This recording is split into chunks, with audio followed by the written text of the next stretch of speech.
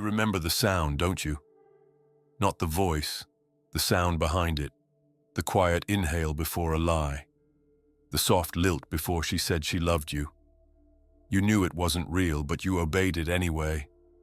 There was a moment not long ago, or maybe before you were born, where you saw a woman's smile and something inside you recoiled, not from fear, but from recognition.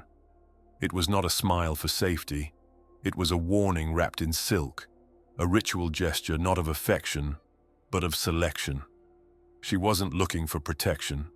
She was hunting the one who wouldn't flinch, the one who could watch her burn and not blink, the one who could split her open without asking what she felt. You think she's soft? You think she wants to be understood? But what if her tears are bait? What if her innocence is a costume? What if the child inside her only exists to lure the predator she hopes still lives inside you? You were told she wants safety, but that's not what she dreams of when the lights go out. And you know it. You see her lips curl and you think it's warmth. You think that smile is meant for you, but it isn't. That smile was carved long before you arrived, sculpted in the fires of her earliest ache, etched by the first man who disappeared too soon. It is not affection, it is armor. She smiles so you don't see the teeth beneath it. She smiles because she must lure you into believing you are in control. But you are not. From the moment you desired her, the roles reversed, and your desire became your leash. She does not need you to touch her. She needs you to want too. The wanting, not the having, is what gives her power. And she knows it.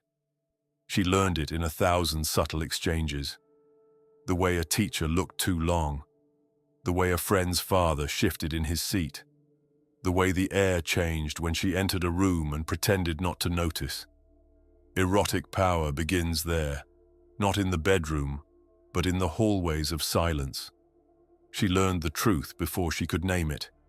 Attention is currency. And your restraint is a game she enjoys watching you lose. You think you are protecting her by being kind. You think you are noble for asking permission, for speaking gently, for respecting the boundaries she draws with her trembling voice. But her unconscious doesn't want your gentleness.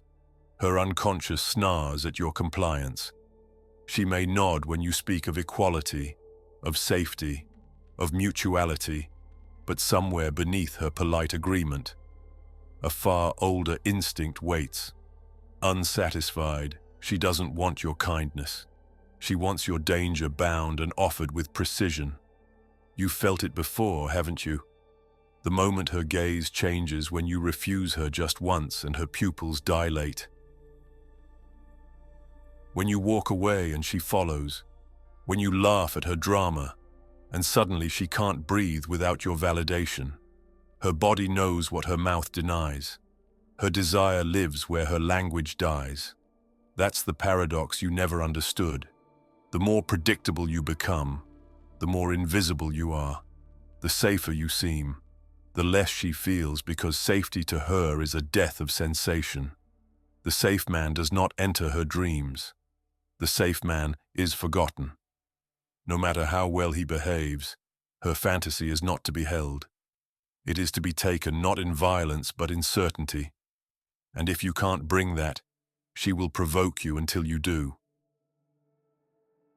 She will start fights, create chaos, punish herself in front of you all to awaken something in you that might finally shatter her mask. You've mistaken the performance for the person, but she is not the actress. She is the stage, and you are the one stumbling through her scenes, believing they were written for love. They weren't. They were written for transgression. She rehearses surrender, but only for the man who dares not ask. You thought your respect would open her. You thought your empathy would win her, but her pleasure is buried in the part of you you've been taught to suppress. She wants the wolf, but only the one who can wear the sheep's coat convincingly. She wants the father and the stranger, She wants to be unmade by someone who is unmoved by her pain. That's the real secret. It's not cruelty she seeks. It's exposure. Not to be hurt, but to be seen at the moment when she is most ashamed, most raw, most hungry. And if you cannot see her there, if you shrink from the intensity, she will disappear slowly, politely, but entirely. Her smile returns, softer now, more distant, and you think things are fine again. But she has already left. She has retreated into the secret theater of her mind, where her fantasies are cruer, more vivid, more alive than anything you could offer. There you are not present. There you have been replaced by someone who speaks not to her mind, but to the frightened animal in her blood. He does not ask. He does not explain. He simply acts, and she worships him in silence. You ask why she doesn't feel close to you, why she no longer initiates. Why? Her body recoils, though her words insist she still loves you. You think it's stress, work, hormones, but it isn't. It's that you have become familiar, safe, predictable. She sees the end of your sentences before they begin. She knows you will say yes. She knows you will apologize. And her body knows it's starving for a threat it can't predict. Desire is not built on goodness. It is built on danger perceived and survived. And she wants to survive you. Not your violence, your will, your imposition, your refusal to yield. The erotic is not found in your gentleness. It is born in your tension, in the edge you conceal, in the firmness that does not require her approval. You were taught that to love is to dissolve into her needs, but she needs you most when you refuse to disappear. You do not understand how deep it goes, how early it began. Her first pleasure was tinged with fear. Her first curiosity was laced with shame. She learned to equate arousal with taboo, and now she cannot separate them. The man who gives her safety makes her numb. The man who violates her expectations makes her feel alive. Not because he is cruel, but because he is unknown. She dreams of the unknown, of being taken without being asked who she is, of being reduced in that moment to pure sensation, free from thought, free from guilt, free from self. And you cannot give her that if you are too careful, too present, too rational. Her unconscious desires chaos while her conscious self demands order. She begs you for order, but watch what happens when you give her the opposite. Her body betrays her every time. She wants to say no, not to stop you, but to feel you push past it. She wants the illusion of resistance, not to protect herself, but to feel the force of your choice. You think consent is enough.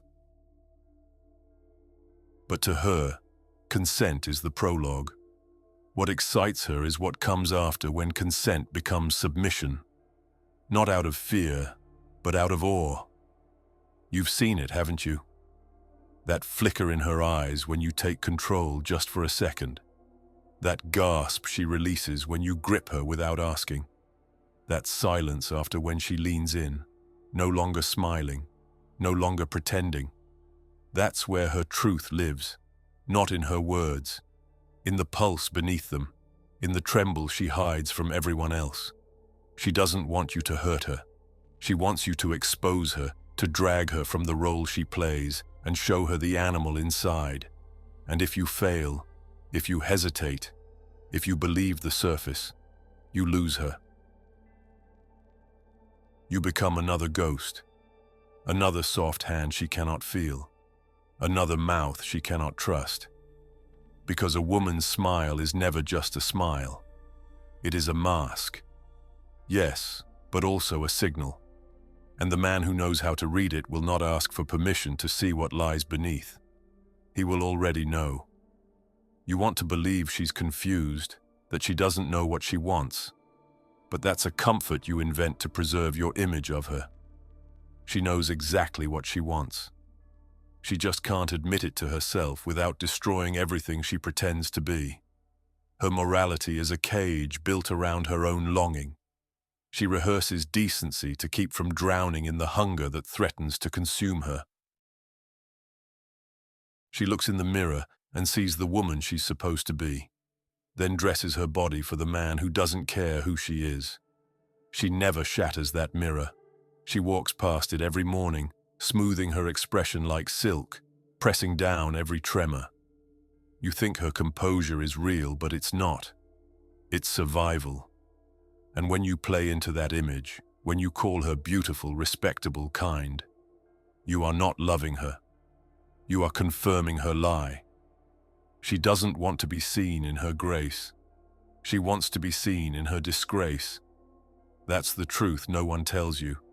She aches to be found at her lowest, to be wanted, not in spite of it, but because of it. You think she wants the man who praises her intelligence, the one who listens, who waits patiently for her vulnerability. But no, that man gives her control, and control to her is exile. It leaves her untouched, unpierced, unmoved. She wants the man who violates the performance, the one who isn't hypnotized by her rehearsed kindness, who sees the hunger in her eyes before she even knows it's there, the one who doesn't ask how she feels because he already feels it for her. That man doesn't speak to her mask. He speaks to her wound. She won't admit it. She'll deny it. She'll laugh, scoff, call it toxic, but her body keeps the score. Her body always returns to the man who didn't wait for approval, the one who saw her shadow and stepped into it. She doesn't desire a partner. She desires a portal, someone who can rupture her surface and draw out the creature buried beneath her smiles. She doesn't seek safety. She seeks submission, not in words, not in contracts, but in that moment when her pride is taken from her, and she doesn't want it back. There's a reason she tests you.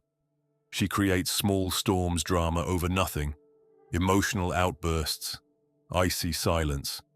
You think she's irrational. You think she wants reassurance, but she's not asking you to fix her. She's daring you to remain unmoved. She's begging for someone who doesn't flinch. She wants a mirror that reflects her worst without cracking. And when you stand still in the face of her chaos, she softens. Not because you solved anything, but because you didn't collapse. That's the moment she feels safe enough to fall. But you won't see it if you're busy apologizing, if you're tiptoeing around her moods, if you're trying to win her approval. That's what every other man does. And it makes her sick. Not because she hates them, but because she becomes invisible in their presence. They treat her like a queen. And so she becomes one, cold, elevated, untouchable. But when the right man ignores the crown and touches the throat beneath it, her body remembers something older than respect. It remembers desire, raw, dirty, undeniable. She wants to be claimed, not owned, not dominated, claimed. There's a difference. It's not about power over her. It's about power within you. Can you stand in your desire without asking for permission? Can you see her tears and not retreat? Can you enter her silence and not fill it with words? If you can, she will open. Not all at once, not sweetly, but deeply, violently, as if the doors have finally been broken from the inside.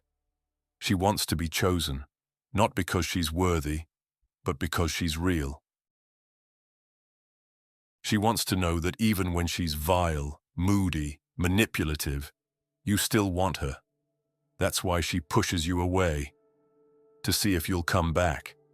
That's why she flirts with weakness, to test if you'll despise her. And when you don't, when you face her at her most unlovable and stay something ancient softens in her, the girl who was never picked feels the man who finally sees her. And in that seeing, the war ends for a moment, but only a moment because the mirror remains untouched. unshattered. Her reflection still haunts her. She still performs. She still obeys the image of the good woman, and every time she betrays her longing for your strength. Guilt follows like a shadow. She punishes herself for craving the very thing that frees her. She hates her need. She buries it. And yet she returns again and again to you, to the feeling, to the ache. Because that ache is truth. And truth, even when forbidden, is still holy. She cannot tell her friends. She cannot speak of it in daylight. But when she is alone, when the lights are off and no one is watching, she remembers how your hand didn't tremble, how your voice didn't ask, how your silence swallowed her pride. And she remembers how much she wanted it, not because it was safe, but because it was real. She wanted to fall. She needed to. And you let her. Now she waits. She won't say it. She won't beg. But she watches. She watches how you speak to her, whether you still see her mask, whether you've returned to the polite man, the soft man, the therapist, the caretaker. And if you have, she grows cold because she knows you saw her once. And if you stop seeing her now, it means you never really did. You think she needs reassurance. But what she craves is your certainty, not reassurance that you love her. Certainty in yourself, in your want, in your refusal to be shaped by her moods. She doesn't want a man who mirrors her feelings. She wants a man who creates the feelings she cannot name. She wants to drown in you, not float beside you. And that only happens when you remain the same, even as she twists. Her mirror is sacred. It protects her from shame, from exposure, from the truth of her own craving. But the man she desires is the one who walks straight toward it and touches it without fear. The man who reflects her without flattery, who sees her darkness and doesn't blink. That man is dangerous. That man is remembered. And that man is almost never allowed to stay because once the mirror cracks, the image is gone. And when the image is gone, the self she built dies. She will blame you. She will accuse you of taking something, of breaking something. And she will be right. You did. You broke the illusion. And in its place, you offered her nothing but truth. A brutal, erotic truth that she could not unsee. And so she leaves or stays. But not as the same woman. Because now when she looks in the mirror, she doesn't see who she was. She sees the one you saw. The one she hid from everyone else. And no matter how many masks she tries on afterward, none of them will fit quite right again. You never shattered her. You simply showed her the crack. And the sound of its silent, sharp, undeniable still echoes in her ribs. She doesn't know where it started. Only that it never stopped. That something buried itself inside her before she could speak. And that every touch since has been a negotiation with ghosts. You call it attraction. She calls it love. But what she seeks is far more ancient. It's the echo of a wound left by a man whose name she has forgotten, though his outline lives in every pulse of her desire. He isn't just her father. He is the father, the origin of denial, the first betrayal, the first absence. And now every man is asked to reenact it one way or another. You think she's modern, that her choices are conscious, that the woman in front of you is hers alone. But she is not new. She is made of repetitions, made of glances her mother absorbed and passed on in silence, made of evenings spent listening to two people love and hurt each other without ever understanding the difference. She watched the door close, rose 1,000 times and told herself that if she smiled well enough, if she stayed soft enough, maybe he would stay. He didn't. And the girl inside her never forgave that truth. Now she chooses men who won't stay, or who stay in ways that leave her starving. She turns away from affection and toward danger, not because she wants pain, but because pain is familiar. Pain is home. Safety is the foreign land. Kindness, a language she distrusts. She knows how to suffer beautifully, but pleasure terrifies her. It asks her to receive, and receiving for her feels like surrendering to the hope that someone might actually give without taking. But that is not what her body is wired to believe. Her body remembers what she cannot name. The threat that looked like love, the warmth that turned cold without warning. She learned early that affection comes with teeth. So now she smiles at the man who will hurt her, not because she's broken, but because, at least with him, the betrayal is honest. He never promised her safety, and in that he is more trustworthy than the man who says he'll never leave. She says she wants intimacy, but her nervous system flinches when she gets it. She says she wants a man who listens, but she shuts down when he stays. Not because she's confused, because she's possessed by a grief older than her own voice. Every time you get close, she pulls away. Not from you, but from the part of herself that believes closeness will cost her something. She still hears the voice that once said, "If you're too much, I'll go." So now she edits herself, dilutes herself, masks herself until you no longer see her. And then she blames you for not feeling her. This is the wound that moans through generations. Not screamed, not shouted, moaned quiet, rhythmic in the background of every romantic act. A whisper through her skin, through her choices, through the way she kisses but never fully lets go. She touches you but leaves some part untouched just in case. Because if you see too much, you'll disappear, and she'd rather be misunderstood than abandoned. So she crafts herself for you. She becomes the version of a woman she thinks you can love. She wears the smile, says the right things, curves her body to your desire. But beneath that compliance is fury, not rage fury, a sacred buried scream that knows she has betrayed herself again. And when it bursts out, you call her hysterical. You tell her to calm down, but you never ask calm down from what? What are you calming? That was never allowed to rise. The truth is, she wants to be ruined not by cruelty, but by certainty. She wants a man who does not hesitate because her world is built on hesitation, on men who pause, who disappear mid-sentence, who want her but flinch at the cost of truly claiming her. She wants to be undone by someone whose desire is not afraid of her collapse, and when she finds it rare as lightning, her body does not tense, it melts. But that melting is dangerous.